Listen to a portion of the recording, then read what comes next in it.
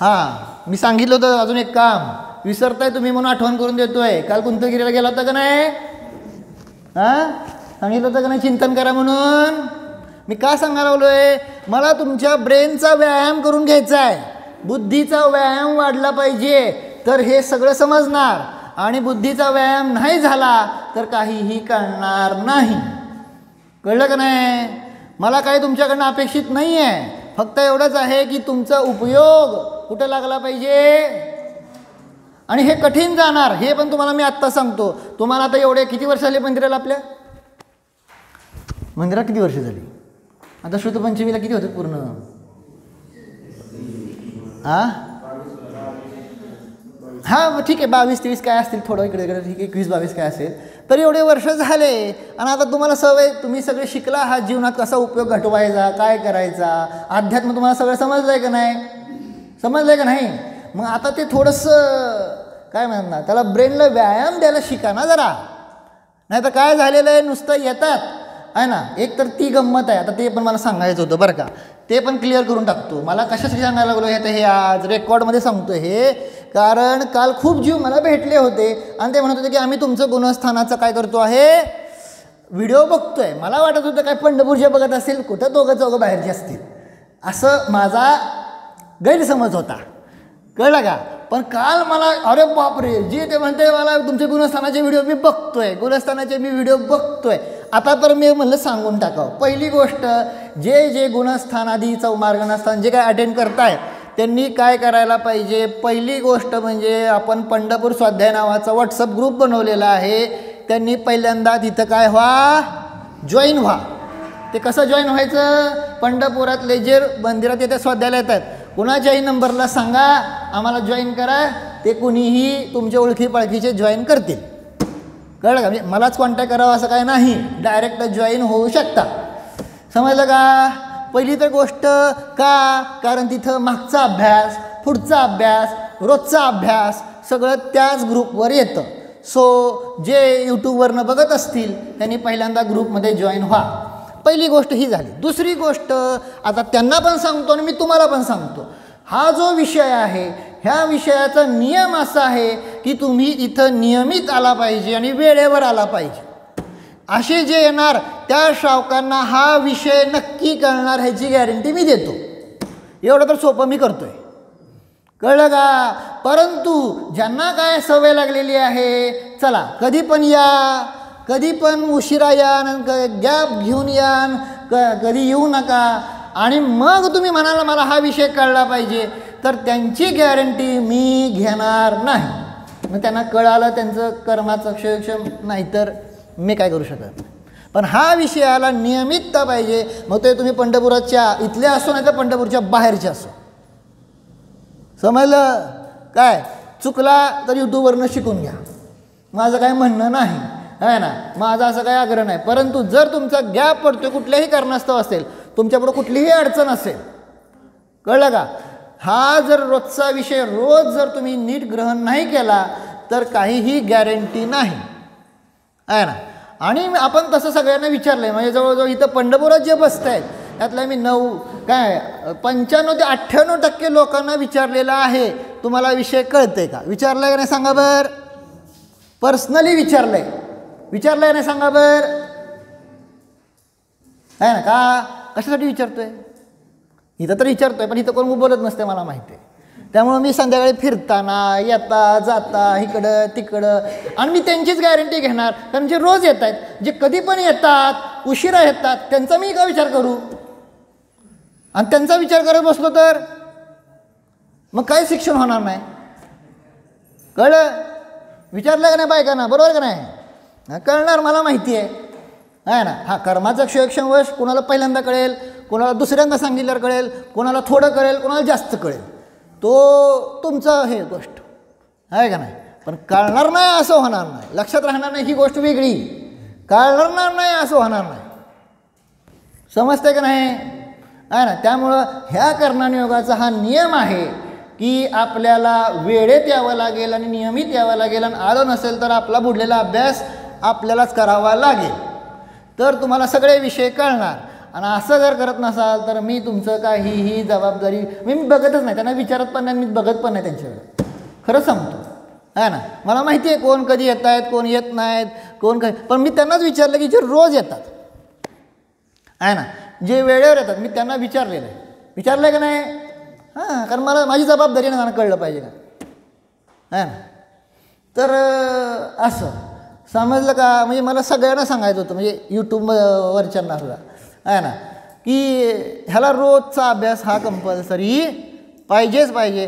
त्याशिवाय ना तर कसं आहे, तुम्हाला द्रव्यनियोगाची सवय लागलेली आहे, कधी पण यायचं, कुठल्या प्रवचनाला यायचं नाही, कधी पण बसलं कळतंय, हा तसा विषयच नाही आहे, हा विषय तसा नाहीच आहे. मग तुम्ही अनुयोग बदला आहे ना, आणि तो अनुयोग तुम्हाला 8:45 ते 9 आहे, कळलं आहे ना.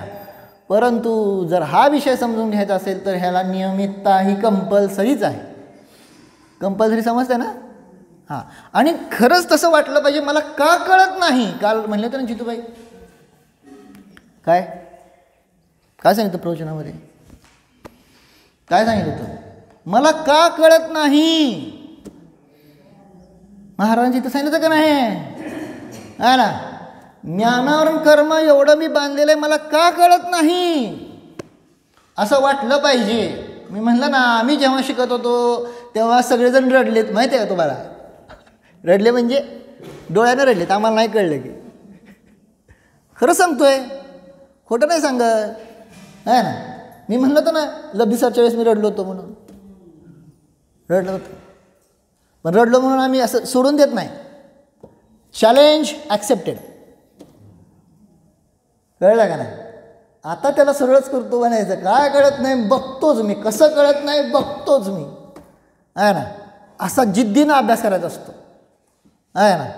आणि मग जो जिद्दीनं अभ्यास करतो, कारण सांगितलं ना मी घटवलं होतं, खूप पूर्वी घटवलं होतं, जिद्द आहे तर सिद्ध आहे, घटवलं होतं असं काय आठवतं का तुम्हाला, काय खूप घटवलं, जिद्द असेल तर सिद्ध बनणार, कळतं नाही, जिद्दच लागते ना त्याला आहे ना, अर्थात ती आत्म्याकडे जाण्याची जिद्द पाहिजे. हां, सांगायचा अभिप्राय, सांगायचा उद्देश आहे ना, आणि स्वतःला तसं बनवा.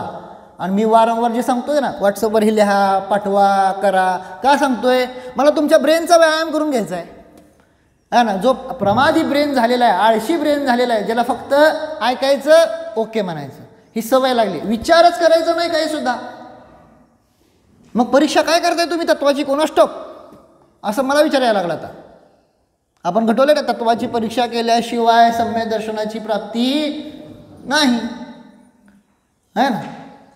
विचार स्वतः करावा लागणार, लक्षात येते का नाही. म्हणून त्याची सवय लावतोय तुम्हाला मी चिंतनाची. आणि ह्यासाठी ते पण सांगितलं की असं कधीच विचार करू नका की त्याचं चिंतन चांगलं आहे, ह्याचं चिंतन मी माझं चिंतन तेवढं भारी होत नाही. अरे असं थोडंच आहे, असं कधी म्हणले का आचार्य, हा जिनवाणीचा ग्रंथ चांगला आहे, हा एवढा भारी नाही आहे, असं कधी आहे, असं कोण विद्वान कधी म्हणले का, विचारतो तुम्हाला, काय विचारतोय. समयसार खूप सुंदर आहे पण योगसार एवढं नाही, असं कधी म्हणलेत का, काय विचारतोय. म्हणजे त्याची तुलना होत नाही. मग तुम्ही जे चिंतन करणार ते जिनवाणीच्या अनुकूलच असणार का प्रतिकूल असणार.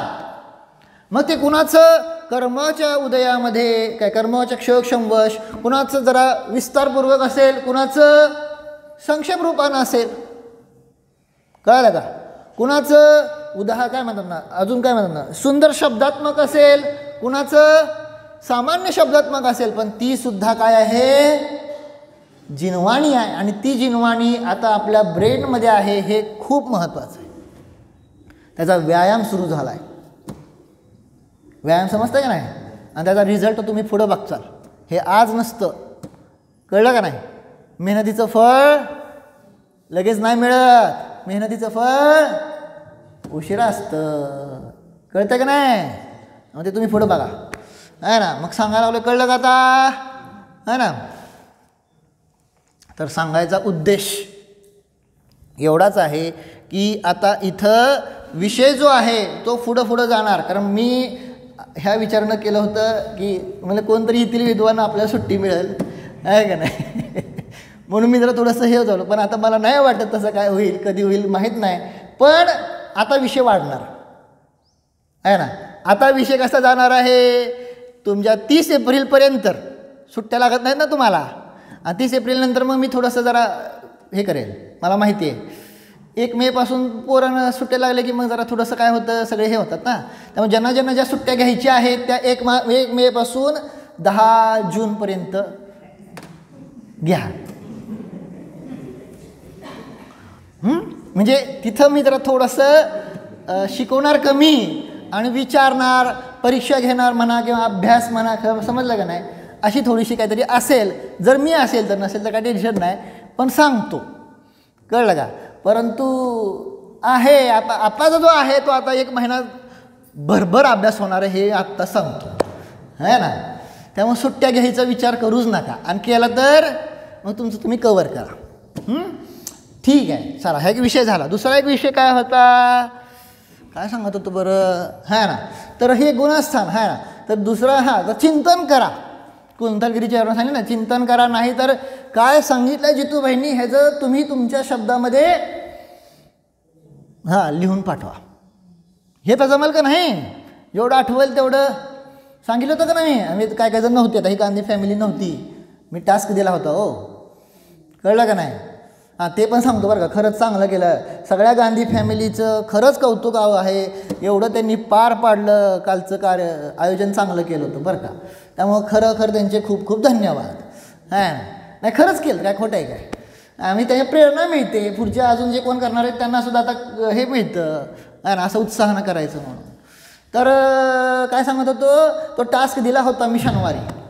काय सांगितलं होतं, एक तर कुंतलगिरीला गेल्यानंतर वर बघा सिद्धांकडं, देशभूषण कुलभूषण जिथून मोक्षाला गेले तिथं पाहून काय चिंतन सुचतंय का बघा.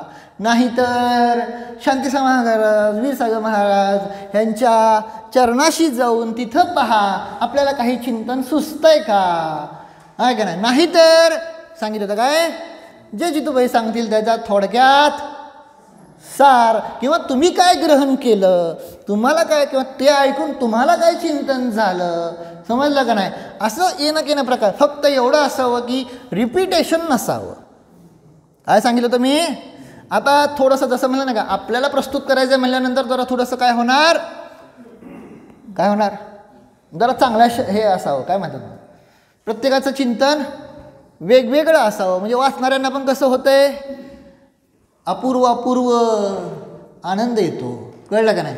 नाही तर तुम्ही आपलं वरच्याचं वाचलं, घेतलं कॉपी पेस्ट करून शब्द फिरवले, त्याला काय अर्थ नाही, समजलं का. म्हणून तिथं मग तुमच्या शब्दात एका लाईनमध्ये घ्या, नाही तर 10 लाईनीमध्ये घ्या. तुमच्या पूर्ण फ्रीडम आहे. आता तुम्हाला गुणस्थान हे बंधन पण नाही, कळलं का नाही, लक्षात येतं का नाही.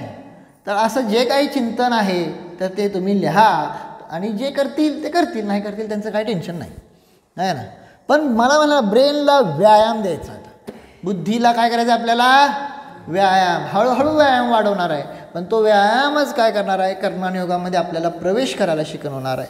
आणि हे समजून फायदा काय होणार, ज्याला काय झालेलं आहे, डेप्थमध्ये जायची सवय लागलेली आहे, बुद्धीने विचार करायची सवय लागली, तो बरोबर हिताचा निर्णय करू शकणार. त्या जीवाला सम्यक दर्शन ज्ञान चरित्राची प्राप्ती होणार. समजतं का नाही, हा फायदा असतो. मला पप्पाने असा पहिला प्रश्न विचारला होता जेव्हा आम्ही पहिल्यांदा काय झालं तर बाहुबलीला चाललो होतो, आणि तिथं म्हणाले की तू तिथं तुम्ही शिकणार करणार योग वगैरे काय, ह्याचा फायदा काय म्हणले. अजून गेलो नव्हतो, चाललो होतो, म्हणजे जस्ट बघून आलो होतो वगैरे. ह्याचा फायदा काय, मग सांगितलं की ह्याच्यामुळं सूक्ष्मतेमध्ये जायची काय लागते, सवय लागते. स्वाध्याय कंटिन्यू अर्धा तास सुद्धा कमी वाटतं का नाही तुम्हाला. आता तुम्हाला विचारतोय, मला नाही, तुम्हाला विचारतोय, अर्धा तास सुद्धा तुम्हाला कमी वाटायला लागला का नाही. ही आहे ह्याची कला, आहे का नाही, आहे ना. हीच गोष्ट आहे की इथं अर्धा तास, आम्ही तर 3 तास बसत होतो, माहिती आहे का, आहे ना. आणि तो सुद्धा आम्हाला काय वाटायचा, कमीच पडायचा. पण वेळेचं बंधन आहे ना, प्रत्येकाची काय ना काय मर्यादा असायची. मग त्यामुळं ती व्हायचं. 2-2, 3-3 तास बसलेलो आहे, पण सांगायचा अभिप्राय ही, आणि कळत नाही तुमचा वेळ कसा गेला, ते अजिबात कळत नाही जर ह्याच्यात जर आपण शिरलो. म्हणून आणि ते सांगितलं आत्मनुशास्त्रामध्ये सुद्धा की आपल्या मनरूपी माकडाला श्रुतस्कंदावर काय करा, खेळवा. सांगितलं की नाही? वाचलं असेल तर बघा, आठवा आहे ना. म्हणून ही अशी आहे. चला तर आता आपलं काय चालली चर्चा, पर्याप्ती. आणि रोजचा अभ्यास रोज करा, वारंवार सांगतोय, कळलं का? गुणस्थान, मार्ग, सवय. हे काय लोकांना वाटतं नुसतं वाचणं आणि ऐकणं म्हणजे स्वाध्याय आहे का नाही? ठीक आहे, पण ह्याच्यामुळं काय ग्रहण होत नाही. वास्तविक ग्रहण करणं स्वाध्याय आहे. आणि ही सवय ह्यानं लावायची आपल्याला. थोडंसं घोका, थोडंसं पाठ करा. 14 गुणस्थान, 14 मार्गणस्थान. जरा काय म्हणणार, सवय लावा ना जरा थोडंसं. कळतंय का काय म्हणतोय? नुसतं ऐकायची सवय जशी लावली ना तुम्ही, का नाही लावली? ऐकायची सवय लावली का नाही? आता पाठांतरची सवय लावायची. अर्थात खूप वय झालं त्यांना मी फोर्स करत नाही आहे, आणि नावच घेत नाही त्यांचं कधी, आहे ना. पण ठीक आहे, सवय लावा. असं समजूच नका मला जमणार नाही. आदर्श होते कोठाडे सर, माहिती आहे का? वयाच्या कितव्या वर्षी माहिती आहे? वयाच्या 65 का 70व्या वर्षी त्यांनी, आय थिंक 65 असावं, आहे ना, सुरू केला स्वाध्याय. कळलं का? आहे ना. सगळे ग्रंथ पाठ करून ठेवले. रोज रोज ग्रंथ म्हणायचे, रोज रोज पाठ करायचे. आणि ते बघून नंतर मग जितूबाईंनी सुद्धा ग्रंथ पाठांतर सुरू केलं, माहिती आहे का? स्वतः जितूबाईंनी सांगितलं.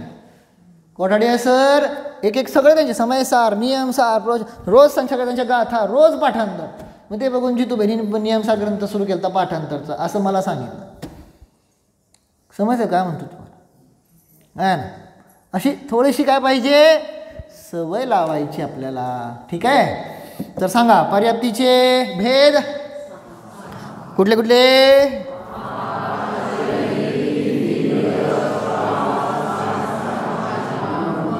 बरोबर, ह्या 6 पर्याप्ती आहेत. ठीक आहे ना. तर 6 पर्याप्ती मी आपण सांगितले ना. पर्याप्ती काय होतात, स्टार्ट कधी सुरू होतात? एका समयामध्ये. कुठल्या? जन्माच्या पहिल्या समया, आहे ना, स्टार्ट सुरू झाल्या. पण एंड त्यांचा क्रमाक्रमाने होतो. पहिल्यांदा आहार, नंतर बोलतच नाही ती, हां, पुढं पुढं पुढं, आणि त्या पुढं मन. झालं. मग ह्यांचं क्रमाने होतं. मग हे सगळ्याचा काळ अंतर्मुहूर्त आहे. आणि ह्या सगळ्याचा टोटल काळसुद्धा किती आहे? अंतर्मुहूर्त आहे. एक अंतर्मुहूर्त आपण घटवलेला आहे ना. ज्यांनी बुडले त्यांनी व्हिडिओ बघून घ्या, नाही तर शिकून घ्या की, आहे ना, एक मुहूर्त म्हणजे 48 मिनटं कसं प्रूफ केलं ते. ठीक आहे ना. आणि त्यामध्ये उत्कृष्ट काय मुहूर्त म्हणजे 48 मिनटं, उत्कृष्ट अंतर्मुहूर्त म्हणजे 48 मिनटाला एक समय कमी. सांगितलं होतं ना. आवली अधिक एक समय म्हणजे जगन्य अंतर्मुहूर्त, आणि मुहूर्त वजा एक समय म्हणजे उत्कृष्ट अंतर्मुहूर्त. सगळं लिहिलेलं होतं, पुसले आत्ता, आहे ना, 2 दिवसापूर्वीच झालेलं आहे ना. तर हे असं आहे. ठीक आहे ना. आणि सवय तुम्ही स्वतः अशी लावा. माझं बुडलंय, आज काय शिकवलं नसेल तर फास्ट यूट्यूबवर तुम्ही फास्ट बघू शकता. जे तुम्हाला एखादं प्रकरण वाटतं की बाबा बोर व्हायला तर पळवत बघू शकता. कळलं का नाही? 1च्या स्पीडनं ज्याऐवजी 1.5, 2च्या स्पीडनं सुद्धा बघू शकता. यूट्यूबला तशी सेटिंग आहे. कळलं? खरं सांगतं, मी तर कुठला व्हिडिओ बघताना 1.5 ते 2च्या स्पीडनं बघत असतो. मला चालतच नाही स्लो कुठलाच. खरं सांगतो. काय पण बघत असेल, अगदी डान्स जरी बघत असेल तरी सुद्धा 1.5च्या स्पीडनं. माहिती, एक एक्झाम्पल मला सांगतो, डान्स एक उदाहरण आहे. काय बी मला ते चालतच नाही स्लोनं बघायचं. तर सांगायचा अभिप्राय आहे ना. तर मग काय आहे की अशा प्रकारे तिथं सांगितलं पर्याप्तीचे 6 भेद. पुढं आपण घटवलेलं आहे. एकंदरीत जीवाला किती पर्याप्ती? 4. कुठल्या कुठल्या? आहार, शरीर, इंद्रिय, ह्या 4 कंप्लीट असतात. पुढची का नाही आहे? भाषा कोणाला असणार? भाषा द्विंद्रिय का नाही? वचन, रस, इंद्रिय आहे का नाही? त्याशिवाय नाही चालू होणार. म्हणून भाषा कोणाला असणार? द्विंद्रियापासून पुढं असणार, एकेंद्रियाला नाही आहे. बरोबर. मग द्विंद्रियापासून असंज्ञी पंचेंद्रिय जीवांना कुठली सोडली? मन. का नाही? संज्ञी जीवाला काय असतं? मन असतं. मग एकेंद्रिय आणि सगळे संज्ञी पंचेंद्रिय जीवांना कुठली पर्याप्ती? 6 है ना. देव नारकींना कुठल्या पर्याप्ती असतं? किती पर्याप्ती आहेत? किती? मनुष्याला किती पर्याप्ती आहे ना. आणि तिर्यांच्यांना डिपेंड 4 5 6 मिनिमम 4 नाहीतर 5 नाहीतर असं लावायचं. आता मी म्हणलं ना एकमेकात एकमेक कसं घटवायचं हीच तर आहे कला. आणि ह्यामुळं आपलं चांगला काय होतो आहे? बुद्धीचा व्यायाम होणार. आता पुढं सांगितलं होतं जीव सांगितले 2 प्रकारचे घटवले होते, पर्याप्त आणि अपर्याप्त. आणि अपर्याप्ताचे परत 2 भेद केले होते. काय? निवृत्त पर्याप्त आणि फळ्यावर लिहायचं आहे मला, ते उद्याच्याला लिहील मी, परंतु आता वेळ कमी आहे ना. तर त्यामुळे सांगितलं होतं पर्याप्त कशाला म्हणायचं? ज्याची शरीर पर्याप्ती पूर्ण झाली आहे त्याला म्हणतात पर्याप्त. हीच फक्त, बाकी काय नाही. आहार पण नाही. कुठली पर्याप्ती? शरीर पर्याप्ती पूर्ण झाली त्याला म्हणायचं पर्याप्त. लक्षात ठेवा, हे खूप लागणार आहे. हे 3 भेद, पर्याप्त, निवृत्त पर्याप्त आणि लब्ध पर्याप्त, हे लागणार आहे पुढं. सांगतो हे पक्कच करा. जसं 14 गुणस्थान 14 मार्गाना स्थान, तशा ह्या पर्याप्तीचे 3 भेद पक्केच पाहिजेत. हे कंपल्सरी लागणार आहे, अडकणार नाही तर तुम्ही, है ना. तर मग सांगितलं काय? पर्याप्त. ज्याची शरीर पर्याप्ती पूर्ण झालेली आहे त्यांना म्हणायचं पर्याप्त. आता नीट ऐका. ज्याची शरीर पर्याप्ती पूर्ण झाली नाही परंतु 100% होणार आहे त्याला म्हणायचं निवृत्त पर्याप्त. त्याला काय तोंडात शब्द बसवा, परत विचारलं की तुम्हाला येत नाही, आहे ना. त्याला म्हणायचं बरोबर. आणि आता त्याच्या पुढचं, ज्याची शरीर पर्याप्ती पूर्ण झाली नाही आणि होणारही नाही त्यांना म्हणायचं लब्ध्य पर्याप्त. काय म्हणायचं? लब्ध नाही, लब्ध्य य म्हणायचं. लब्ध्य पर्याप्त. उच्चार नीट करा, कळलं? नाहीतर म्हणता येत नाही तर लब्धी अपर्याप्त. लब्धी ई करायचं आणि अपर्याप्त. लब्धी पर्याप्त म्हणायचं नाही, लब्धी अपर्याप्त, निवृत्ती अपर्याप्त असं म्हणू शकता. आणि त्यांना जोडलं तर य झालंय. संस्कृतचा तो नियम आहे. कळलं का? अशा प्रकारे ते पण सांगायचं होतं की ज्यांची खरंच बुद्धी विशेषता आहे, ज्यांना वाटते माझा अक्षरक्षम खूप चांगला आहे, त्यांनी संस्कृतचा अभ्यास सुरू करा. चांगली रडली. खरं सांगतोय, संस्कृतचा अभ्यास सुरू करा. मग बघा तो आपला काय अक्षरक्षम लेवल आहे. आणि ज्यांनी अभ्यास केला त्यांना विचारा, होता ना तुम्ही? अजून कोण होतं खाली? खाली मी शिकवत होतो. तिकडे तिथं नाही, तिथं खाली, इथं छान झाला अभ्यास. नम्रता की होते की आहे का? मग कळतं, विचारा. ज्यांनी संस्कृत इथं चांगला झालं, पहिलं पुस्तक कंप्लीट झालं आहे ना. तर ते शिका मग संस्कृत त्यांनी, आहे ना. मग त्यांना कळेल आपला काय अक्षरक्षम आहे. तिथं मग सगळ्याचे चांगलेच 12 वाजतात बघा. चांगले खरंच सांगतोय. विजू काकीला विचारा त्यांचा अनुभव संस्कृतचा, आहे ना. तर सांगायचा अभिप्राय काय होतं, आणि ते शिकायला सांगितलं बरं का. पंडित वडोदराजींनी ते पण सांगितलं. तर बुद्धीचा चांगला अभ्यास हे असेल क्षयक्षम, तर त्यांनी व्याकरणशास्त्र अलंकारशास्त्राचं अध्ययन करा. त्यामुळे तुम्हाला अजून काय होतो, काय जिनवाणीचा काय होतो, त्यात काय आचार्यानं म्हणायचं हे कळतं. म्हणजे हे तर मीडिएटर आहे. हे जे अनुवाद केलेत की नाही, हे काय आहेत? मधले माध्यम आहेत, मीडिएटर आहेत. समजतंय का? डायरेक्ट आचार्यांनी काय लिहिलं आहे त्या ह्याला शब्दच नाही आहे. जसं काय म्हणतात ना, आपण जे आता जे सांगतोय का नाही तत्त्वज्ञान, ह्याला जर इंग्लिश ट्रान्सलेट करायचं तर त्याचे शब्दच मिळत नाहीत. इंग्लिशमध्ये त्या डिक्शनरीमध्ये शब्दच नाहीत त्या गोष्टींचे, आहे ना. जे पंडित हेमचंदजी आहेत ना, त्यांनी ते सांगितलं. म्हणजे मी ट्रान्सलेट केलं मोक्षमार्ग प्रकाशक, हां, हिंदीचं इंग्लिश.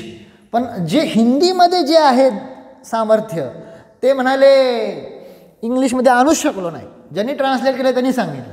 तसं त्यांना सांगतोय की जे सामर्थ्य प्राकृत आणि संस्कृतमध्ये आहे ना, प्राकृत शिकायची गरज नाही तुम्हाला, संस्कृत शिकला तरी प्राकृत येऊन जाते, एवढं सोपं असतं ते. पण जे सामर्थ्य संस्कृतमध्ये आहे का नाही ते हिंदीमध्ये येऊच शकत नाही. मग तुम्हाला मग मजा येईल बघा, काय आचार्य होऊन गेले, काय त्यांची विद्वत्ता होती.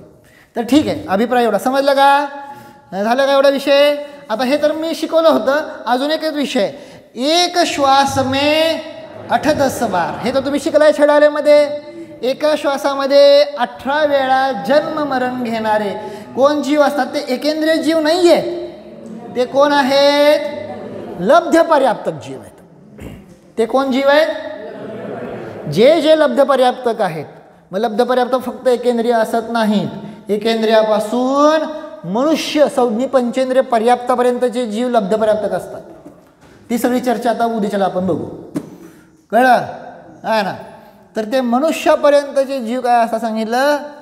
हां, म्हणजे असे मनुष्य असतात जे एका श्वासामध्ये 18 वेळा जन्ममरण करतात. कळलं का, संमूर्छन मनुष्य म्हणतात त्यांना, आहे ना. ती चर्चा आपण नंतर बघू, समजलं. लब्ध पर्याप्तकामध्ये सांगितलं काय, जो लब्ध पर्याप्तक जीव आहे, अर्थात ज्याची शरीर पर्याप्ती पूर्ण झाली नाही आणि होणारही नाही, असा जीव आपल्या एका श्वासोच्छ्वासामध्ये 18 वेळा जन्म मरण करतो. जन्म आणि मरण म्हणजे 18 वेळा जन्म, 18 वेळा मरण, एवढ्या फास्ट चालू आहे ना. ते आता घटू आपण उद्याच्या. हो, डोळे बंद करा. जाणा मी हा चिदानंद परमात्मा आहे, ज्ञानानंद आत्मा आहे.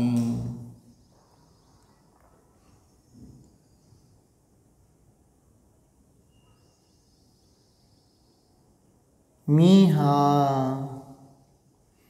कर्माच्या अधीन नाही, कर्माचा क्षम माझा नाही. मी प्रभूंप्रमाणे अनंत ज्ञान स्वभावी आहे. अनुभव घ्या, क्षम ज्ञानवाला नाही.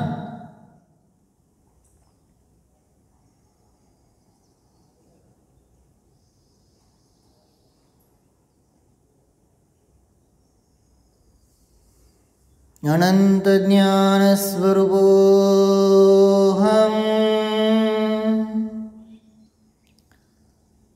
अनंत ज्ञान स्वरूपोऽहम्.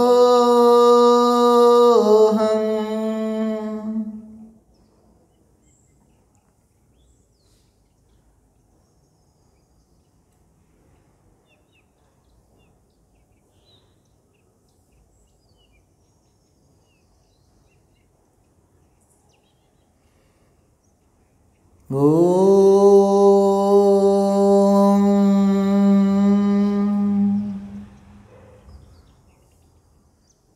विसर्जन. नमो